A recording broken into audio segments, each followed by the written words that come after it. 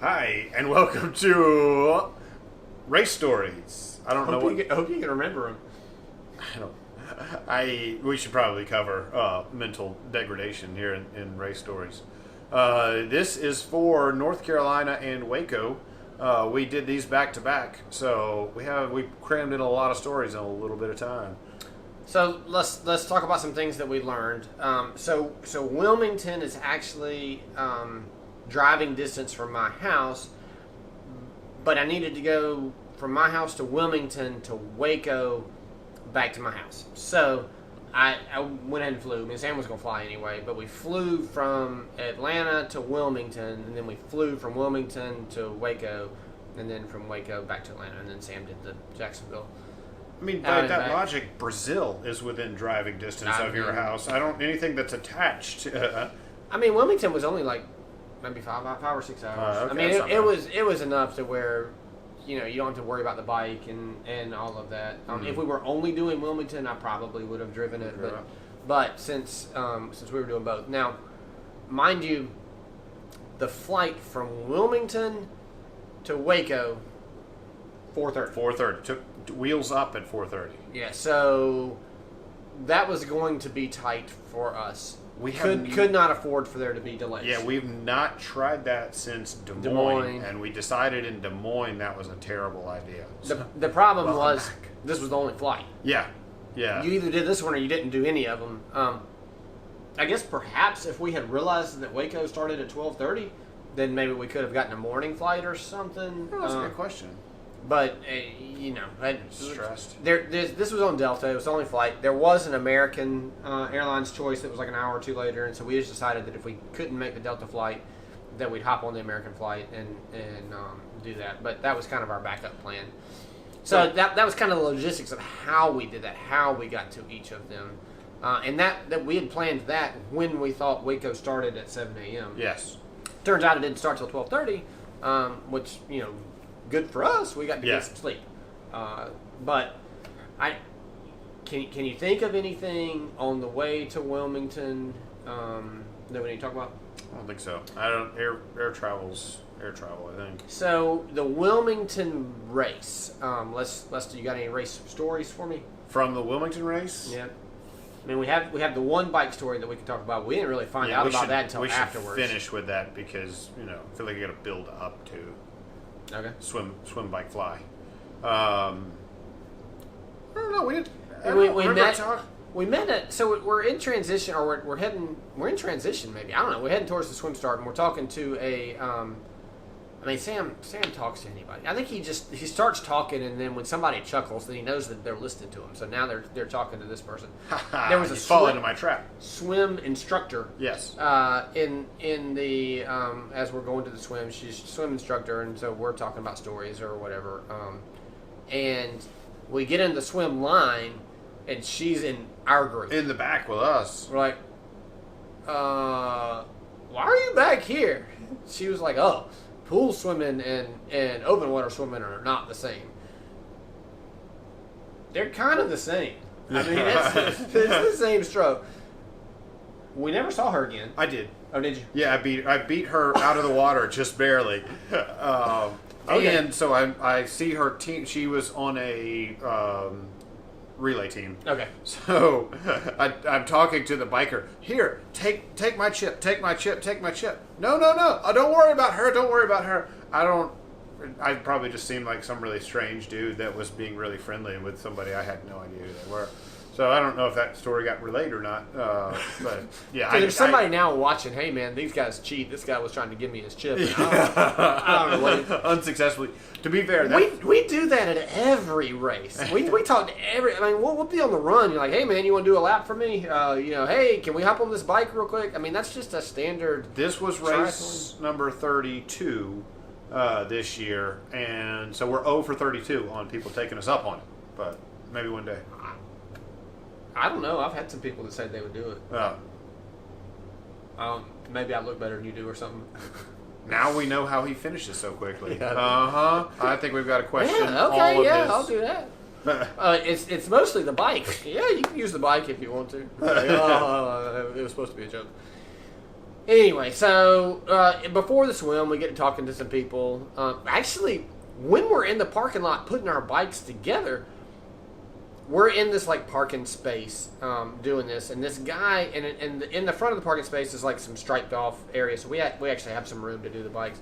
This guy with this massive Sprinter van pulls in, and he's like, "Hey, can I park there?" And I'm like, "Yeah, we'll move our stuff." And so we move it, and he pulls up. Hey man, that's Waco. Oh, is that the next race? That's the next race. So we were mentioning earlier mental degradation. Yeah. It's a real thing. Is it. Okay. Things start Okay, so coming together. These are the people that were talking at the We'll picnic. review that. We're talking at the picnic table and Yes, telling them yes, about with who the we are, dog. whatever. They had a Okay. very cool dog. Yeah. So we're taking pictures with them. I don't know what other stories you got on the swim. Anything? Nothing on the swim, and then we weren't super friendly. We were a little bit in race mode with the having to finish early. So now I kind of understand why people are less friendly. But I'm still, saying hi to everybody as I bike past them. See, I mean, Sorry. So I'm saying hi to the very few. Wilmington was a windy course, but I didn't have any splits more than 16 minutes. Wow. And I only had one, and these are 5-mile splits on the bike. I only had one split that was below 15 minutes. There was one stretch where it was like 14:30 or something like that. So it was very equal. I mean, you may have had some uphills and some downhills, or some wind and some tailwind, but it was very equal. I mean, I think I ended up like 19.6 or something like that. I mean, it was so it was kind of a fun bike ride in that there was never a punishing section. You might have had a punishing few minutes, and then the next few minutes would be easy or whatever. But it was all really fairly equal for me, so that was pretty cool. We're waiting until the very end of the whole video, or the end of the Wilmington part to talk about swim, bike, fly? No, the end of the Wilmington part. So, okay. So anyway, I catch Sam somewhere along in there, and pretty deep this time though. It's like 40 something. Or I was pretty stoked. Yeah, he was. I think he's leaving transition, and he's like, my only goal is you don't catch me by mile 20. And I didn't catch him by mile 20. I mean, he must have been booking whatever he was doing. So anyway, out after it mostly. Finally catch him. We get off the bike and onto the run, and I'm ready to go. And Wilmington, was Wilmington the one that was shady? Wilmington was shady. Okay, yeah, so Wilmington shady run. I mean, I'm feeling good. I'm like, let's go. We got a flight to catch. Trying so And hard. Sam's back there driving Miss Daisy or something. I don't know what he was doing. We have 2 races. Yeah, and we did. have 2 races. So we finished this one.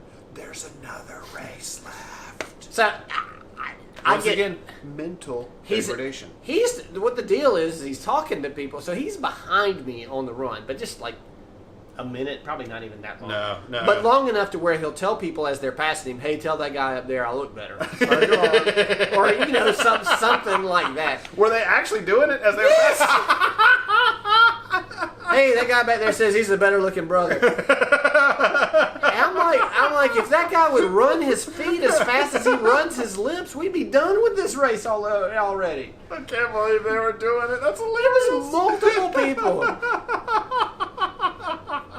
So I was like, all right, well, we can finish this race in less than 6 hours, and we need to get on the road. And we actually did finish it in just a little bit under 6 hours. And we got to transition, and transition was closed. The last biker had not come in yet. We've never actually had that issue before. Didn't know Ever. what to do. We've never finished a race when there was somebody still out on the bike course. No. Never. So apparently, if you apply yourself, you can do better, mow better. Okay. So that was kind of interesting. Maybe they started in the very back of the swim and had a slow bike. I don't know what they were doing. Anyway, we had fish. So, but it wasn't that long. 15 minutes. Whatever. Yeah, it was long enough they handed you a side. The food at the end was kind of sucky. Oh yeah, we forgot to tell them the trick to this. That the bag, you should get your bag while everybody was waiting in line, because Billy was smart enough to do that. Me, I stood in line with people. I don't know. I never even knew there was a line. So I go up and I get my morning clothes bag. So that's in a different. I mean, it's at the corner of transition, but outside of transition. Get my morning clothes bag. Come around, and by the time I come around, they're letting people in, and so I just walk right in. Well, apparently there's this big long line way back towards the end, and the way that I walked in was I just walked right in. Right past the line. I never saw the line. I never saw it. I mean, I couldn't see it either when I was looking like this, man. I was so focused. I was focused because we had a flight to catch. So we get into transition, and we're getting our bike stuff together, and Too Tall's there, and I mean, you got to talk to Too Tall every time you're at a race. Well, we saw him the day before, but he was going to lunch or something, and so we got to see him after the race, and I mean, he's such a cool person to talk to, so we got to talk to him, and we actually talked to him longer than we probably should have. But he came up with Swim, Bike, Fly. So he told us the story. So now are we telling the story? Now we're telling the story. Okay. Do you want to tell the story? Let me see if I can do this justice. Okay. So I'm going to relay it as it was relayed to us, which may or may not be completely factual.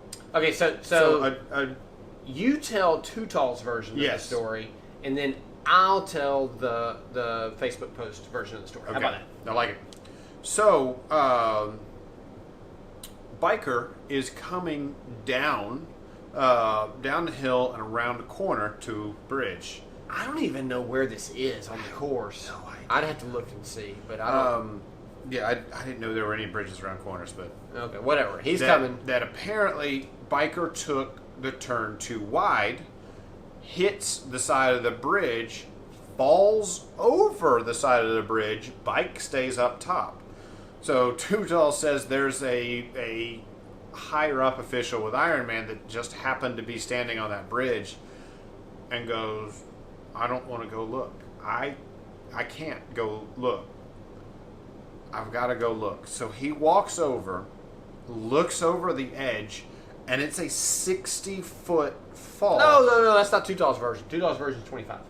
Okay, sorry. 25-foot fall from the bridge to the marsh. So there's not even water down there. There's marsh. He looks over, and the guy is sunk on his back in 3 foot of muck. Hey, No, not Too Tall's version. Too Tall's version was he survived. Yeah. So the Ironman official is understandably relieved. We'll go with that the guy has actually lived and is talking. Yeah. So let's hear the official version. We're on the plane to Waco, and Charlotte texted me a blurb that she copied from Facebook, and this was somebody who talked to one of the first responders, a firefighter that had gotten to the bridge. And they said, update on the guy that went over the bridge. It was actually worse than we thought. This is first-hand account from one of the first people on the scene, which was a fireman. Fireman knew how high the bridge was and did not want to look over. He looks over. It's actually a 60-foot drop, not 25. Sees the cyclist in the mud, and the cyclist yells up to him, hey, if you can figure out how to get me out of here, I'm good to continue. They did not let him continue. These are our people. Welcome. I hope you enjoy our tribe. We are crazy. We are all crazy, because that would have been my first thought too. Dude, don't DQ me. I don't know. My first thought might have been, hey man, is the bike okay? Is the bike okay? Because I'm good to continue. I want to ride it to transition where I can finish. So apparently, according to this Facebook post, the guy, was clearly out of control, but was trying to avoid some other bikers. Had planned on getting to the side of the bridge and stopping with his foot, sticking his foot out. and stopping, but that didn't work out how he planned, and he just went over the bridge. So it was a Highline rescue. I saw the picture later. They hooked up some kind of steel cable and had the firemen lowered off the side of the bridge and scooped him out of the muck and then pulled him back up. Okay. So that dude was stuck. Dude, that is absolutely my favorite triathlon story ever. I mean, he was good to continue. Can you get any better than that? I'm good to continue. Because we can all appreciate that we would have been the exact same way. So we had heard that story from Too Tall, and I forwarded it to Sam because we had just landed in Waco, and you're waiting on everybody in front of you to get off the plane. And I forwarded to Sam, and Sam's dying laughing back behind me. And the flight attendant was right next to him, and there was another person sitting right beside me, and they were looking at him like, "What are you talking about?" So we had to tell them the story, and they were kind of like, "They're like, yeah, we got another race tomorrow." The Ironman level of craziness is just not appreciated outside of Ironman circles. So really, you gotta. So we heard that story from Too Tall, took some pictures. Got our bikes ready, went to the parking garage to disassemble our bikes. In the meantime, we had figured out, in order to take a shower, we had to be gone by 2 p.m. Yeah.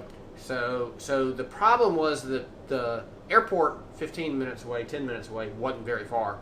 The shower, the truck stop shower that we could get, 20 minutes away. So you had to go 20 minutes. And then 20 minutes back to the airport. You should qualify this. We weren't paying for a hotel room to take a shower. So yeah, but the hotel room was far away too. I mean, it was. Like, you could have if you had stayed downtown, it would have taken you. You'd have to pay for an extra night, which we weren't going to stay. Yeah. So anyway, as cheap as we are, 2 p.m. As cheap as I am, 2 p.m. You want a shower? 2 p.m. 2 p.m. 3 p.m. You got to be gone to make the flight. Yeah. Flight leaves at 4:30, 3 p.m. It's a small airport, but still. We finished taking apart the bikes. We're in the car at 3 p.m. There was no shower involved before we got on the plane. Hang on, I feel like we should tell this story too. Now, mind you, we have the Charlotte Crozier emergency shower wet wipes. No, that's not true. Those are the wet wipes for cleaning my bike. Well, they are, but there was on a pack of wet wipes we got from one. It was one double we did. Yeah. It was the emergency shower that Charlotte told us. I was like, all right, well, wet wipes. Let's see if we can use those. So we're in the parking garage, taking turns looking out for traffic coming, and wiping with wet wipes. Let's imagine the body parts exposed that would require not being visible to oncoming traffic, and I'll let you let your imagination run wild as to how we changed in a parking garage. So moving on. How many people stopped to say hello though as we were working on the bikes? I think we knew half the half of the garage. They kept coming down, and as they were driving, they'd say hello to us. You're welcome. It was every one of the guys that are like, well, I'm the better looking brother, be sure to I can't believe that worked. I'm going to do that at every race. I mean, they're passing me, and clearly they know that's not a true statement. You guys watch this video. Let's go. All right, so anyway. He didn't deny it. So anyway, wet wipes. Amazingly, that actually felt really good. Yeah. And I don't really think we smelled all that bad. Nobody complained. Got a free upgrade to first class, and didn't have my neighbor complain, who I assume was snooty and deserved to be in first class. So my first class neighbor was not snooty, but she did not complain. So, wet wipes and deodorant. Pretty good. We finally got a shower like 6 hours later. Yeah, it was the first thing we did when we got to the hotel. It was amazing. So the trip from Wilmington to Waco. Yeah, so we Delaware to Wilmington. Wilmington, Delaware, because we had Delaware, Ohio, and Wilmington, and it's just weird in my brain. So Wilmington, fly through Atlanta, Delta. So we Got to eat at the what did we airport. have? Maybe like 30, 45 minutes. Yeah, but you can shove down some pasta in that 30 or 45 minutes. So right with all the statuses come access to the Sky Lounge. So it's the two of us, unshowered, unshaven, probably look a lot actually just like we do right now. So I don't know. Maybe we were just slightly normal. I showered. Did you not shower this morning? I showered this morning. I didn't. When I got up this morning, the first number on my clock was a 2. So the bars were just barely closed. Yeah. I mean, I was the one who came up with the flight, so that's my fault. But, yeah.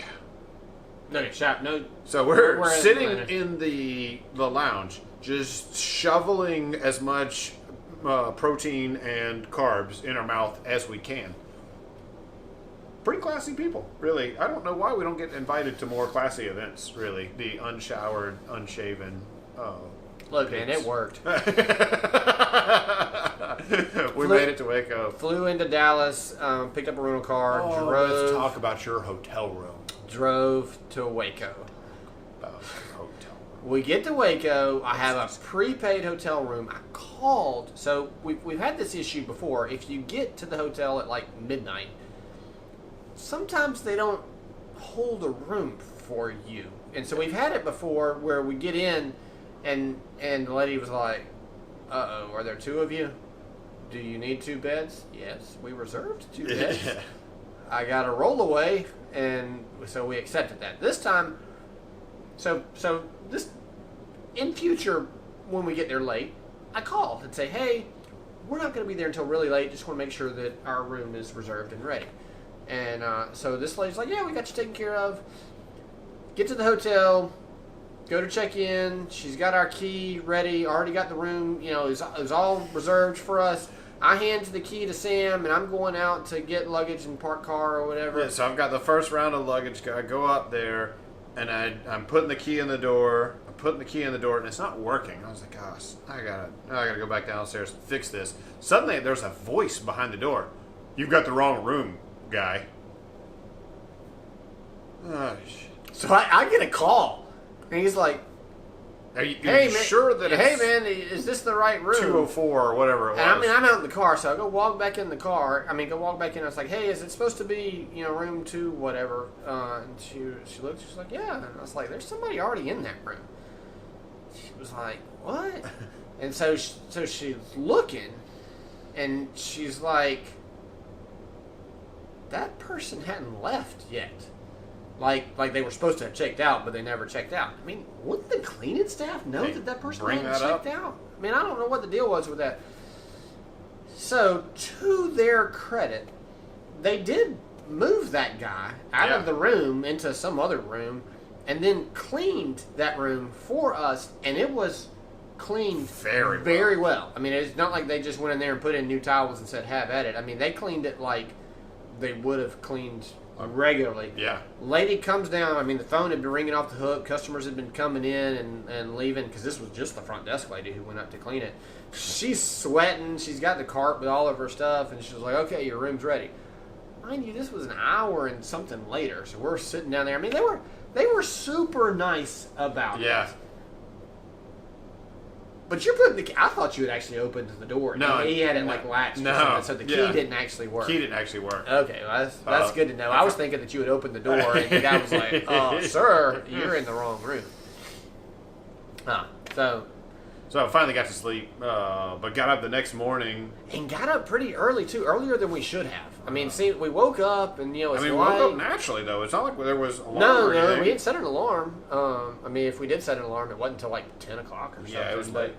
But we woke up and got to have hotel breakfast. We never get to have hotel breakfast, and they had Texas shaped waffles. That's so fun. That's the best part of Texas. It was like the the waffle iron where you pour in the stuff and you make the waffle yourself or whatever, and it was Texas shaped. So got to have some Texas shaped waffles. Got to talk to people in the hotel who had done the race the night before. Yeah. So that was cool, and that's where we learned about where The there were tacks on the road and stuff like that. So in our other race video, we talked about there being tacks on the road. Somebody apparently had thrown out like thumbtacks or whatever, and you run over thumbtacks with your bike and you get a flat tire. I mean, it's just evil when people do that. I mean, they're just being spiteful. I don't understand, but whatever. So we got to hear their stories, and of course we got to tell some stories about how we had done a race too, but it was in North Carolina the day before. Nobody ever believes that. Like, yeah, this was a little bit more believable because the race started at 12:30. Yeah. So I think there were a fair number of more people that were like, oh, okay, yeah, that could be done.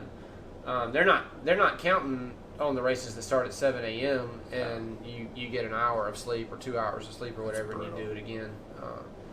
But that was cool. We go check in, and we met we got to see some Ironman people we'd seen several times before. So and they knew we were coming, and so that was cool. So we got to say hey to them. We got to.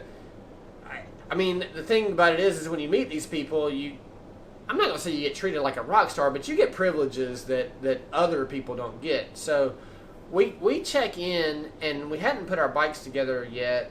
Have we put our bikes together? We hadn't put our bikes together yet. I think we just get there and check in. Because we put them together that morning. When we were checking in, we had the bikes together. Yes. Oh, no, you're right. No, because we went into transition. We would have left them. So the bikes were still in the car. We just went ahead because we checked in early. We were supposed to check in at 10, but we were there at maybe 9:30 or something. When the transition, I think, opened at 10. So we had gotten there like 9:30. It took a few minutes to check in. And transition's closed. And mind you, the Type A Ironman people are usually there, at like 5 a.m. or 5:30, but it's kind of staggered. I don't know, I'm not sure that I've ever been there when transition opened, but there was a line. Well, this time, since it opened so late in the day, you had all these Type A people, and there was like hundreds of people in line to get in transition. And there's a guy there's a couple of guys that we've met that set up and take down transition. Too Tall we saw in Waco, and so we talked about him, and he gave us the story. The guy that did Too Tall did Wilmington. Yep. We saw him there. The guy that did Waco's Godfather. Yep. And so he was kind of actually a mentor to Too Tall and brought Too Tall along. But anyway, so Godfather, he's been there a long time. So we're like, hey, can we go see Godfather? And she was like, oh, yeah, come on, I'll get y'all in or whatever because he's over in transition. And so we walked by all these hundreds of people in line to get into transition. And she just tells people, oh, these guys, they're okay. They're fine. They're fine. They can go on in. So we just walk on in, and we're strolling around like we own the place, and we get to go see Godfather. And Too Tall told him his birthday was coming up, so we got to tell him happy early birthday, and get a picture with him and have fun. And he's like, oh man, if y'all need anything, just let me know. And we're like, come the run time, we might just hand you off our chip. No, I ain't doing that.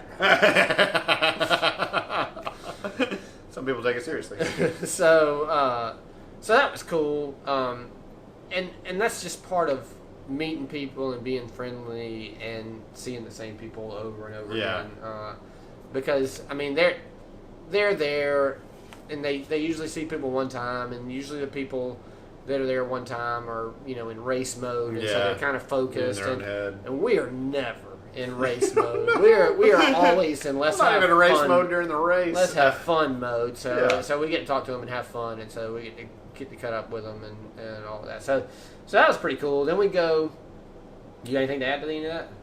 No. So we go back out to the parking lot. We've got all of our stuff now, and we're going to put together our bikes. And so we set up in this space, and it's a parking space, but there's like a striped area in front of it. So it's like the end space that you kind of curve around, and so it has space in front of it. And there's this guy that we get, our bikes are open and we're starting to put them together, and there's this guy comes in with this massive Sprinter van. And he looks at us and he's looking around. There are other parking spaces, but I mean, he's in the massive Sprinter van. Yeah, you need that end space or whatever. He's like, hey guys, can we park there? And we're like, yeah, we'll move these bike bags. I mean, we had plenty of room that we could do whatever. I mean, it wasn't a big deal for us to move. It would have been better, I guess, if we could have had the whole parking spot, but I mean, whatever. So he pulls in, and as he parks, you notice this is a bike shop van. Dude had driven from Oklahoma in his bike shop van, and he gets out, and he's like, oh, there's some nice bikes. Y'all need any tools, just let me know. My whole van's full of them. So you never know. Buster Brown was his name. You never know who you're going to meet. And so we got to talking to him, and he was there with some other people. They kind of come as a group to do this race. We talked to him for a little bit, took some pictures. I don't know, when we're putting bikes together, and this is a bike guy, so you get to talk about bikes. You got anything to add to that? No. Put the bikes together, head to transition, set up our transition. It looks like the bike rack that we're on was an afterthought. Because it's handwritten numbers. Yeah. It's at an area that didn't look like there was supposed to be a bike rack. It was one of those things where they're like, we got about 20 more people. How many people? So mind you, in Wilmington, when we were talking to Tootaw, he was like, yeah, like 200 more people showed up than they expected. I mean, they know how many people sign up for a race. I guess they were just expecting less people to actually show up. And so he's on the phone renting more racks just to fit these other 200 people. And note, there's 2 transitions in Wilmington, so he had to rent a bunch more racks to get all these people in. But I guess that's just something that happens, and that's one of the logistics that I guess as a transition person, you just make work or whatever. I've got a rack guy. I keep a rack guy in various states. Right. If I need extra racks in this state, this is who I call, and he brings them. I mean, I'm sure at that point you got to pay whatever, right? You can't imagine what that costs. You probably don't even ask. You're like, hey, I need racks for 200 more bikes. And yeah. the guy's like, all right, I'll bring them. And then they send you a bill, and you're like, yeah. Dang it. Next time, bring more racks. So anyway, this was only... They have a trailer. Yeah. And they have Augusta. I've never understood that. So this one, there's like maybe 30 or 40 bikes probably on this rack. It looks like all the bikes that people had signed up the day before trying to do the Ironman and the 70.3 at the same time. I don't know. Whoever it was, it was handwritten. The guy next to me said he had checked in like the last possible second. So that was the late people. Yeah, and us, I mean, we didn't check in until that morning, so we were the last possible people. So that was kind of interesting, where they had set it up. I mean, it ended up working out good for us, but, that's one of the logistics.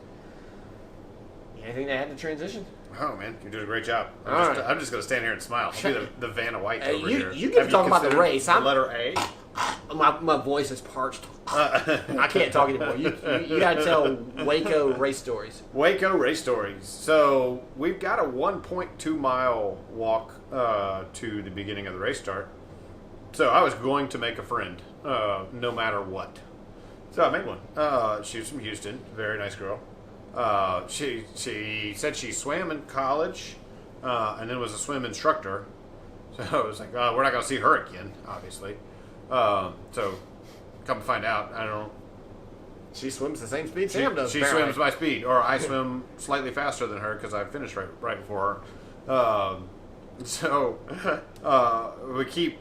we ran into, it was a really nice group of spectators that I never saw again. I figured we'd see them on the run course, but I might have been out of it. So we're talking to them, and when you talk to people and you tell them what they do, they're like, no, wait, yeah, wait. And they're like, wait. Oh yeah, we're on Instagram. Oh, where are you on Instagram? And so we tell them, and so there's 3 of them. Note that there's 3 of them, and so there's one guy. He's like, I'm trying to find y'all. Okay, I think I found y'all. Oh, hey, you already followed me. And she was like, I'm fast on the keys.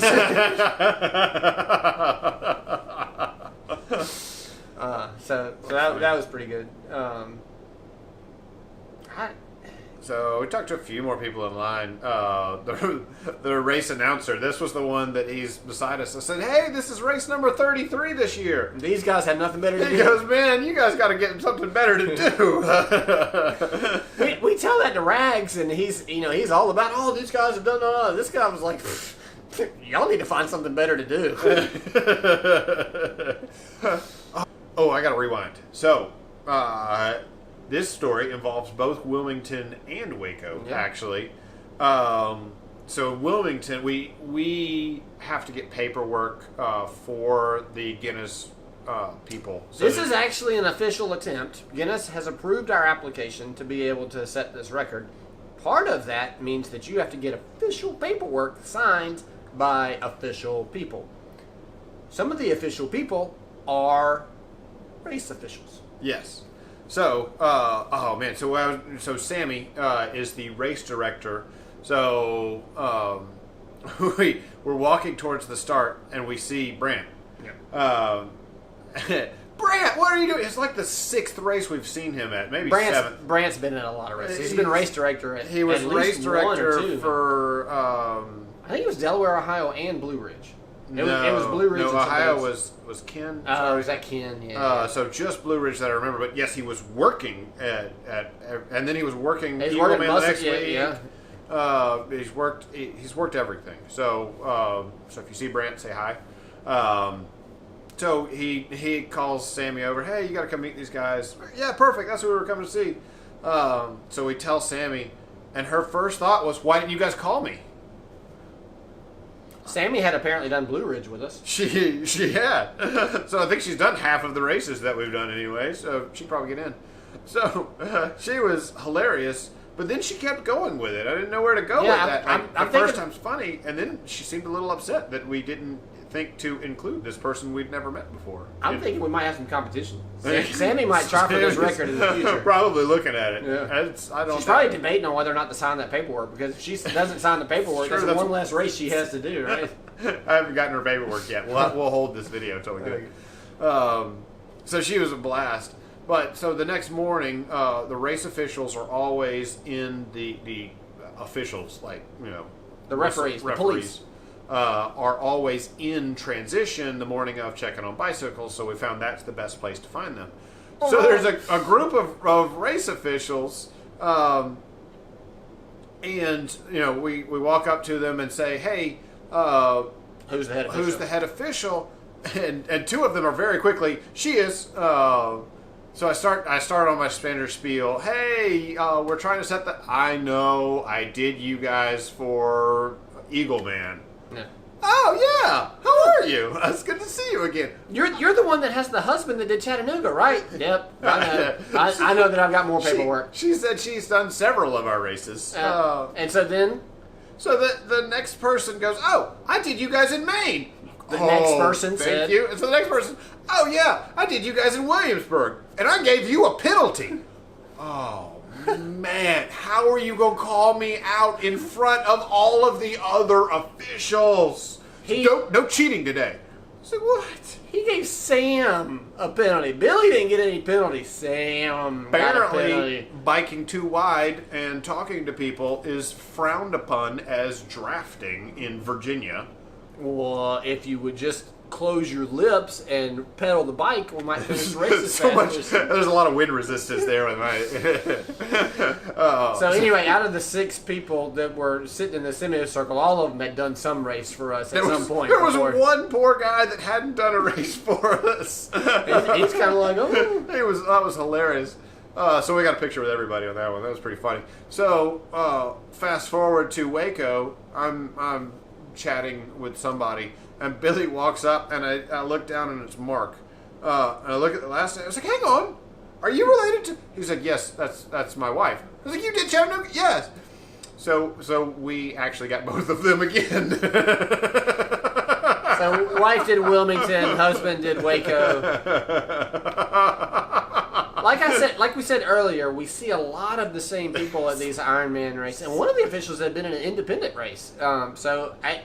USAT officials are USAT officials, and we apparently see them a lot. That's hilarious. And they all know what our paperwork looks like.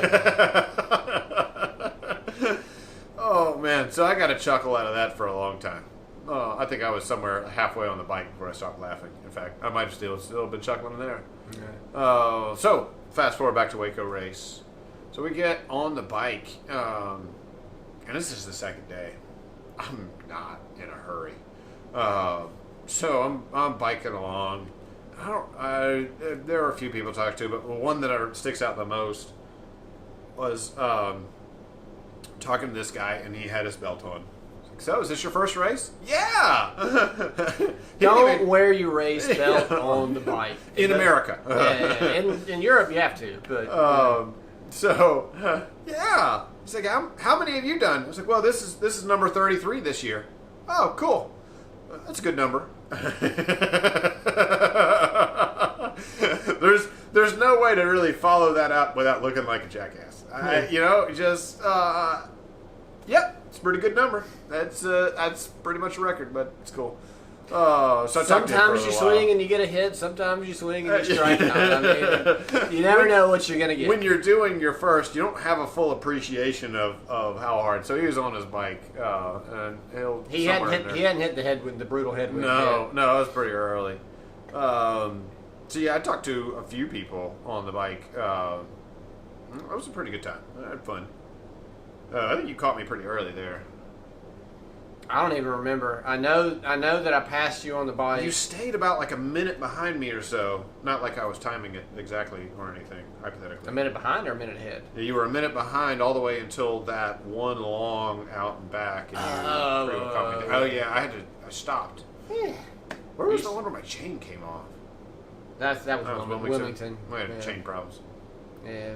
So, I think I finished before you on the bike, but it didn't matter. I just waited in transition. And it wasn't. It's like 60 seconds or something.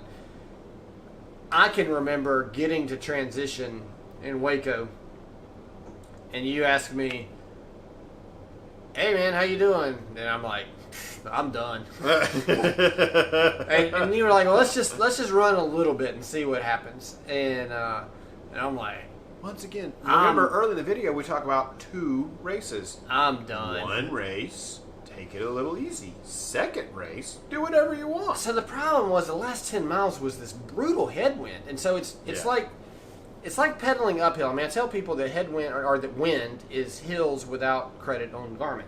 So you have this brutal headwind. It's like the last 10 miles were all uphill, and you just have to. And there's no end in sight. I mean, at least a hill you can see the top, and you're coming back down. This one, the wind, and we make a turn, and you still be in the wind. You make another turn, you're still in the wind. You make a turn, and the wind gets worse, and you're like, oh, it can't get any worse. And so you make another turn, and it's even worse. And you're like, how did this possibly get any worse? And then I get into transition, and I'm like, I'm done. And come on, we can run just a little bit. All right, well, I'll run just a little bit. Well, the good news was that at mile 0 to mile 1, it got cooler. From mile 1 to mile 2, it got cooler. Kept getting cooler and cooler because now we're on the back side of the day.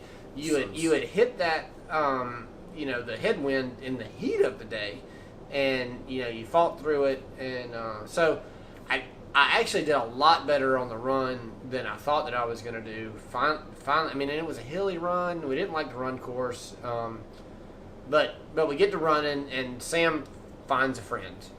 As he finds a friend at 0.1. We get out of the chute, and it's this Texas A&M girl, right? That's just studying to be a vet.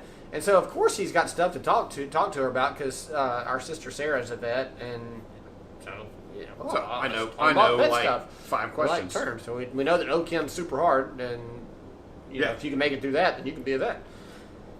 Anyway, so he's talking with her, and while I'm no longer done, I'm still mentally just done, right? I mean, I'm not in the mood to talk to anybody, but I can listen to him. It doesn't bother me to listen to him, so I'm listening to him and her, and I'm kind of running behind. She's like, "Oh no, y'all go ahead," and I'm like, "This is as fast as we can go." I don't know what you're doing. It sounds like I'm talking. Mostly what I'm doing is running my mouth so that my brain's not thinking about what else is going on here. So it's really a trick, and I like to find somebody to run with because I'm not really good at pacing. If I'm left to my own devices, I'll just slow myself down. Like, this is kind of hard. Let's take a little break. If you have somebody to run with, then you're pushing. So, that particular day, Billy was not in the position to help push. So we were going to find somebody else. So I'm usually really good about pacing. I can look at my watch and I can know what we're doing, and I love the numbers, I love the math. But I had broken my watch on that wreck in Spain, and so my watch was broken. I'd ordered a new watch, and it did not. It came in on the Friday at like 11 a.m. It was supposed to get there on Thursday, but it came in Friday at 11 a.m. and I had left that morning at like 7 a.m. It was cool. He showed me a picture of it on his phone where Amazon had delivered it. Here it is at your door. Yeah. Thanks. So 2 races, and I had my old watch, so I still got the timing sort of because it was still kind of jacked up. What did you do for Waco? Did you put in your hat? For the swim, I did put it. Yeah, and that How'd worked. That work? It actually worked, and it gave me the beeps at every 500 yards. Oh, yeah. Which could you was feel kind it of, on your head? Yeah, I could feel it. And I was like, my God, I thought that it wasn't working because I thought I'd be way further than 500 yards by now. I kept swimming and I got to the halfway point or whatever and it beeped again and I'm like, I thought that I was almost done and I'm only halfway done. Yeah, that was a lot slower swim. It was not a river swim. But anyway, back to the run. I've got it in my pocket and so I can't really pace very well. I mean, I know my body and I know what I should be doing, but it's not. I'm not constantly doing the numbers.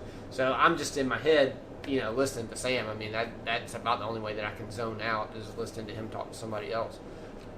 So we do that, but she starts cramping or something, or she was starting to get salt, or I don't remember what it was. So we had picked up another first timer I talked to on the bike for a little while.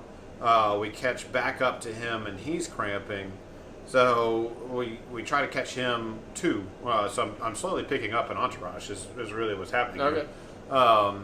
So he's having bad cramping issues. So I had 2 extra salt tabs. So I said, here, take these every 30 minutes and help flush out your legs. So over the course, he got better. Meanwhile, a girl from Dueling Banjos in what was the name of that actual race? It's not Dueling Banjos, Tennessee. Fall Creek Falls. Fall Creek Falls. That's exactly what it was. Good call. Hey, you remember me from Fall Creek Falls? There were only like 20 people in that race. So yes, absolutely. It's great to see you again. So we start talking. So the 5 of us are running together. She is hurting.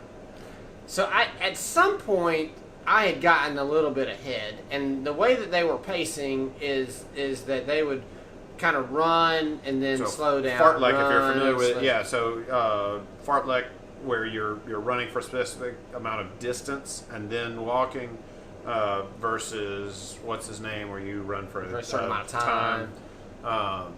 Whatever. It didn't really suit me, so I had kind of gotten ahead, and I was like, all right, well, I'll get a little bit ahead, and then when I get to I was just running to the aid stations, and then when I get to the aid station, I'd get some fluids, and then I'd let y'all catch up. Well, I got to the aid station, and I walked for a little while, and y'all didn't catch up, and I was like, oh, no problem. These guys are running kind of slow. I'll run behind them. So I ran behind them for a while. And I got to the next aid station, and then walked for a while, and y'all didn't catch me. And then at some point, I was like, it was the halfway mark. It was 6.5 miles. When we got past the first turnaround, I was like, I guess I should probably wait on these guys. It didn't. I was never setting a PR. It was never. And we were just going to finish. It was an Ironman race. We were going to finish together. No big deal. Get your picture, all that good stuff. So I start walking. And I walked for 2 miles. 2 miles before they caught me. In the meantime, the Texas A&M girl passes, and first of all, I'm kind of like, what happened to Sam? Did he fall out back there? I mean, I thought that he was doing all right. I mean, when we started the run, he was like, oh, yeah, you can go. So I was like, all right, well, whatever. The Texas A&M girl passed me, and I'm like, hey, do you know where my brother is? And she was like, yeah, he found somebody from another race that was having a hard time, so he's helping her out. Oh, okay. So anyway, it takes them 2 miles to catch me. So yeah, I am pushing her as hard as I think that I can, because we've got like 8 miles to go at this point. So it's not, we're early in the race, and she's having cramping issues. So I was like, man, we got a long way to go, and I already gave away my extra 2 salt taps, so we're in trouble. Make sure you get pretzels at the ASICs. Yeah, I was like, try not to eat them, but lick the salt off, whatever you can get. Just keep getting salt in, and we'll just work with what we got. So she was a trooper. She was determined to finish that race, but it was tough. So we keep going, and their pace is they would, for whatever reason, she would like basically sprint for 100 or 200 yards and then stop and walk. And it didn't matter where you were on the course. She felt like, I guess in her head, when she had the energy, she just sprinted. So they'd get to an uphill and she'd sprint 200 yards uphill and then stop and walk. Yeah, And I'm like, I'd be cramped up right after it. this is not working for me at all. So I'm just going to kind of run my pace and do what I was before, and then we'll just kind of catch up at the finish line. No big deal. So I start running my pace, and I'm getting further and further. By this time, it's starting to get dark, and it's pretty dark out there. Get to aid stations, they never catch up. Sometimes I see them because there was a bunch of there's two out and back U-turns, so I can kind of see how far they were, and it wasn't far. I mean, it wasn't that big of a deal. I mean, I knew I wasn't going to be sitting out at the finish line camped out. Anyway, I get to. It may be the last aid station. It's not the last aid station. It was probably a mile and a half or so from the finish. And I'm just kind of chugging along, and I get next to this guy, and who is it?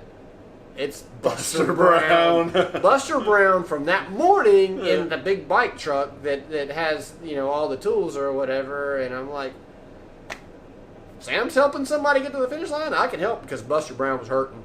And I was like, hey, Buster Brown. He's like, hey, do I know you? Oh, yeah, we met this morning. We were putting together bikes or whatever. And so, for him, he was all by himself. He was, suffering. He said that he had knee surgeries and his knees were tough, and he was just having a hard time. And if you can talk to somebody like that and just get their mind off of having a hard time, then it makes it go so much better.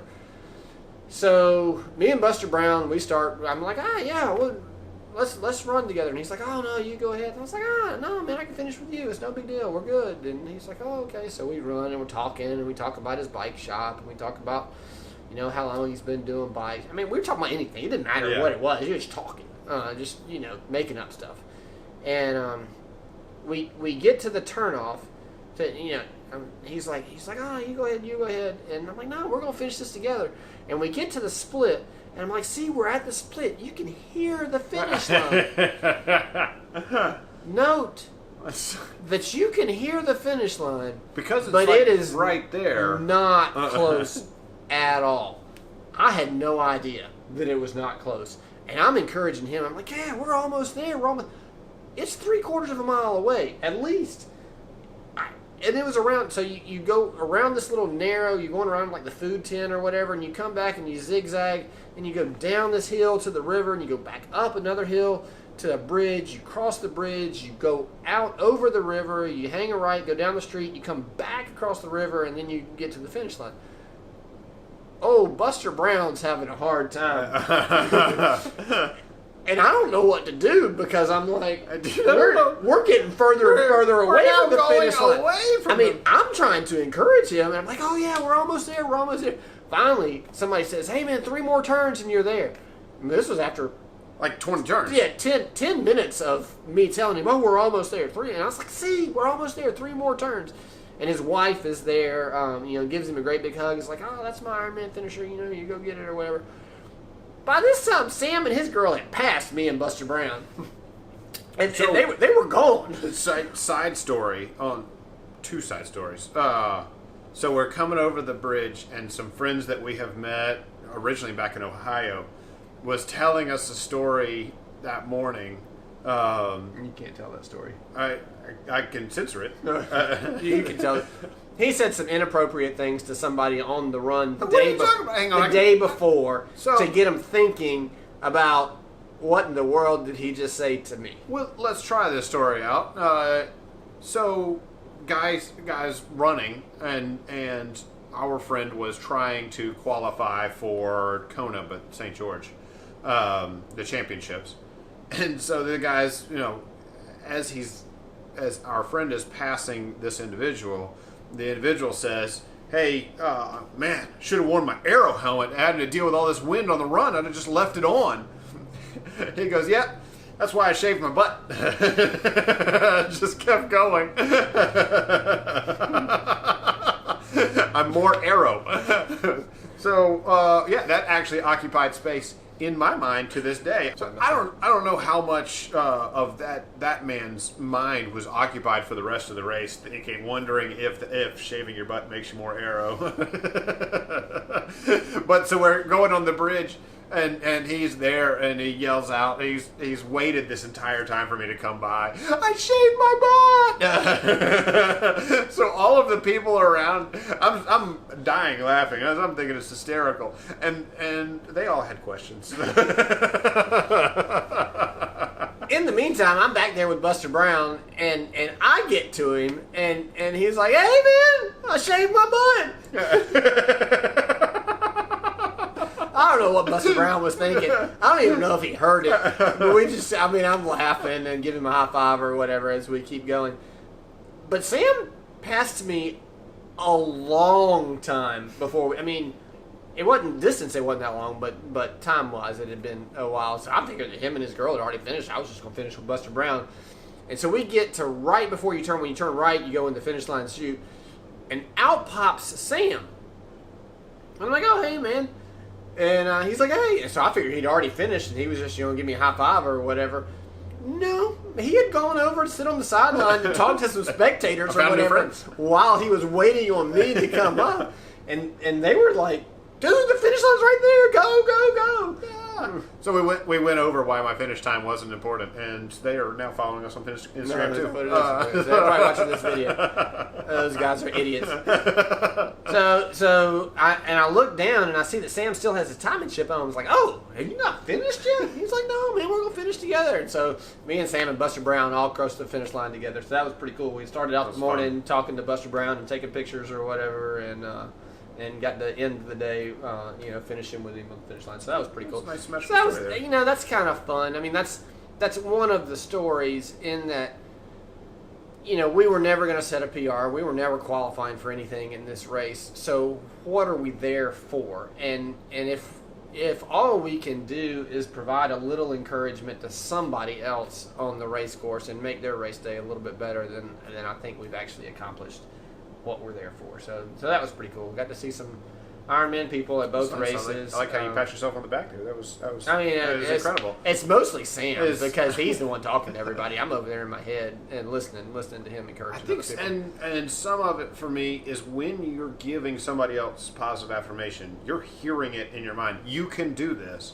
right? So when that comes out, you're hearing it in your mind. If it's a lie, you're lying to yourself, and your brain starts to believe it. So if you tell yourself I think there's something to that in giving encouragement to others is also beneficial to yourself. So take that with you if you're in a race and you feel like there's nothing to go for. See if you can find somebody else to give encouragement, and that'll make you feel better about your race and possibly help them along the way. And make new friends. But if they're in the 45 to 49 age group, just make sure you slow down just a little bit so I can get ahead of you. Of course, I don't know, by the time you see this video, it'll probably be the 50 to 54 age group. By the time you see this video, Sydney, he might be 60. So whatever. That's our truth for today is if you have the chance to, we've talked about this. If you have the chance to help somebody on the race course change the tire, you don't lose time. If you have a chance to encourage somebody along the way, then it makes you feel better too. Yeah. So next video is going to be about Edisto Island. Edisto, South Carolina. Yep. Be sure to watch the background. Oh, let's see if it changes.